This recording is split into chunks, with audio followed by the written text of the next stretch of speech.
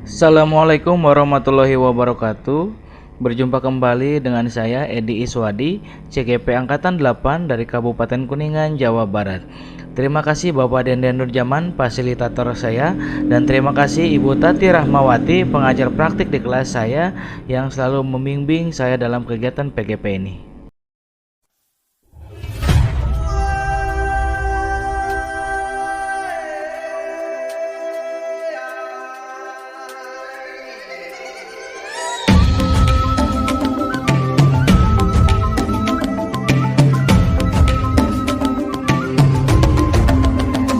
Bangun dan bukalah matamu, saatnya meraih mimpimu. Arahkan pandangan ke depan, Tuhan kan menuntunmu. Sadarilah masa berganti, tantangan kan kita hadapi. Bergandeng tangan untuk negeri, era kita menanti berseri. Kita belajar Pancasila, kita bernafas dalam sila-silanya. Kita belajar Pancasila, ayo kita jaga untuk Indonesia. Bersatu dalam perbedaan, berpegang tangan dan berlari. Singkirkan egomu, oh kawan, demi negeri ini. Jadilah generasi emas, cerdas berkarakter itu kita. Berjuang dan harus berani, kita terus torehkan prestasi.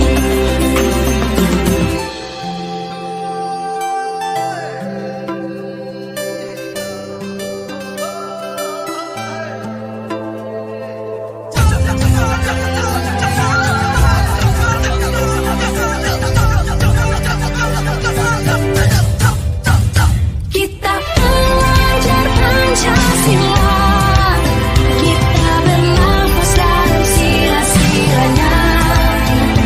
Kita belajar Pancasila, ayo kita jaga untuk Indonesia. Kita belajar Pancasila, kita bernafas dalam sila-silanya. Kita belajar Pancasila, ayo kita jaga untuk Indonesia. Apakah Ibu punya pendapat lain terkait modal manusia di sekolah kita? Kalau modal manusia, kita alhamdulillah guru-guru ya sudah sesuai dengan mata pelajaran masing-masing sekolahnya, dan alhamdulillah 60% sudah sertifikasi ya, sudah sertifikasi. Kemudian juga kita mempunyai tenaga P3K. P3K ini bisa berkolaborasi untuk membantu yang lainnya. Kemudian juga mempunyai PKL.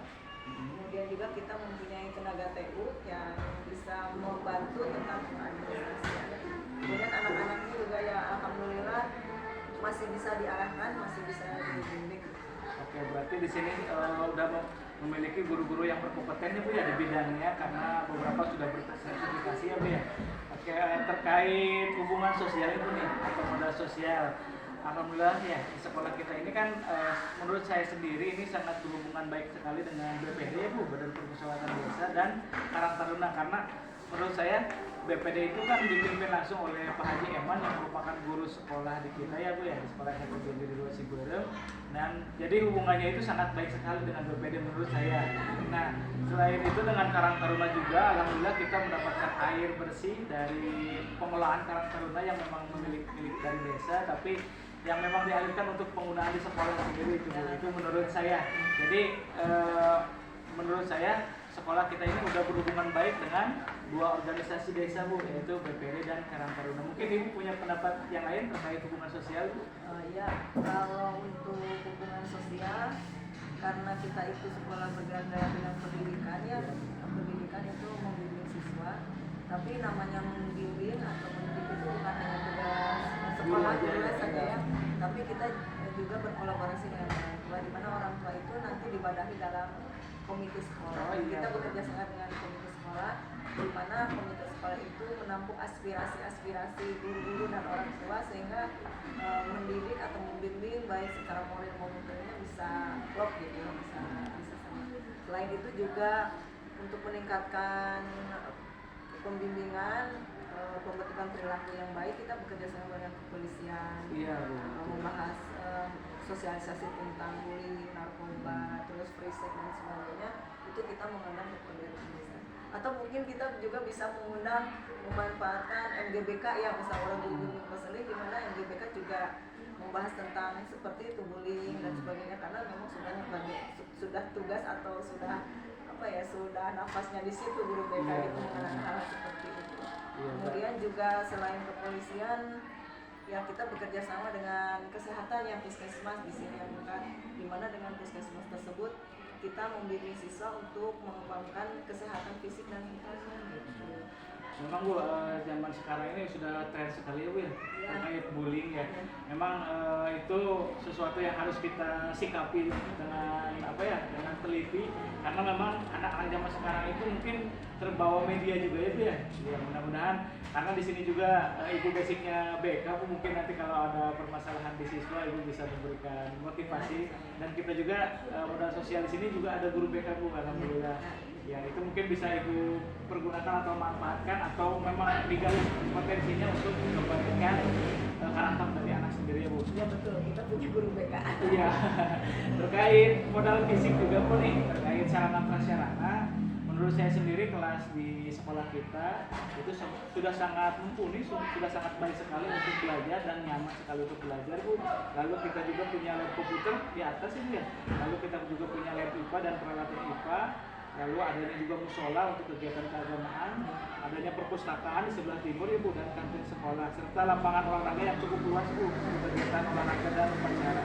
Nah, menurut Ibu sendiri atau mungkin Ibu punya program ke depannya tentang sarana prasarana sekolah Ibu, apakah akan memperbaiki atau seperti apa nih ke depannya? Sebenarnya programnya banyak, idenya banyak ya, cuma kita disesuaikan dengan keadaan finansial sekolah kita. Kemudian juga, tapi kita juga punya komite yang bisa diajak kerjasama atau kolaborasi ke depannya. Saya hanya bermimpi dan berhayal, karena kita ingin membiasakan anak itu senang baca, jadi Ibu ini membuat taman baca. Jadi nanti di depan itu akan dibuat taman yang nyaman, bisa digunakan untuk tempat membaca atau eksplorasi pembelajaran, guru-guru bisa belajar di situ. Bisa juga di depan perpustakaan sendiri kita buat ruang baca atau taman baca mini gitu ya. Nah di situ anak-anak nanti belajar baca atau guru-guru mata pelajaran memanfaatkan itu. Karena di Ciberem ini suasananya panas ya, jadi ya mungkin belajar di kelas sebagai alternatif lain agar anak-anak belajar.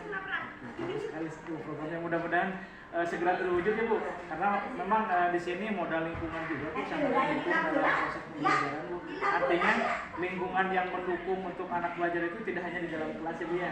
Adanya taman mungkin akan membuat anak bisa berobservasi dan mengeksplor lingkungannya sendiri ya Bu dalam belajar. Oke, terkait modal agama nih Bu, apakah Ibu punya pendapat sendiri tentang sekolah kita di aset modal agama Bu? Seperti apa menurut Ibu? Kalau modal agama, kita sudah punya guru agama yang potensial, kemudian sudah punya program-programnya, diantaranya ketika Ibu datang sudah ada sholat duha bersama setiap hari. Setelah itu setelah sholat duha diisi dengan kegiatan-kegiatan literasi dan sebagainya. Kemudian untuk kedepannya mungkin kita selalu berkolaborasi dengan paduan sekolah ya, seperti pesantren Darussalam, karena kita juga kemarin waktu Muludah kita sudah mengundang narasumber dari Darussalam gitu ya, untuk membimbing putra-putri kita di Darussalam.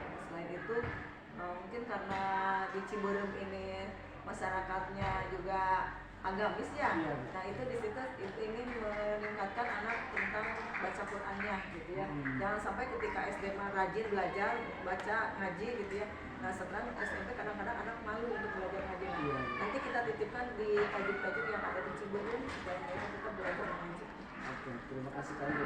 Memang di Ciberem ini sudah memiliki banyak sekali musola Bu, yang memang setiap musola itu ada ustadznya, dan alhamdulillah TPQ-nya itu atau belajar mengajinya tetap berjalan di Ciberem. Oke, terima kasih Bu atas waktunya. Mungkin itu diskusi kita terkait akses sekolah ya Bu ya.